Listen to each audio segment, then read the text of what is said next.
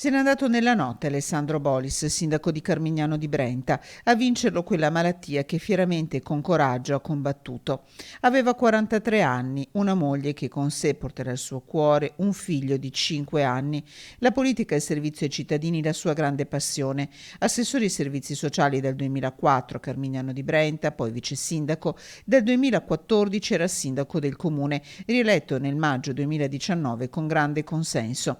Dal novembre 2019 era anche vicepresidente di ANCI Veneto, sindaco tra i sindaci, amato dai cittadini, stimato dai colleghi. Gravissima perdita di un amico, un sindaco e anche il mio vicepresidente in ANCI, però una persona appassionata, preparata, un padre di famiglia davvero generoso e sempre attento a quelle che erano le esigenze della sua comunità e dell'associazione che insieme rappresentavamo. Quindi davvero voglio stringermi con un abbraccio virtuale da parte di tutti i sindaci attorno alla famiglia, alla moglie Marta, al figlio. La vera caratteristica che contraddistingueva Alessandro e che deve essere faro per tutti noi che facciamo pubblica amministrazione è quella di metterci il cuore nelle nostre scelte, il cuore verso i nostri cittadini, il cuore verso le istituzioni locali. Lunedì e martedì proclamato il lutto cittadino a Carmignano di Brenta.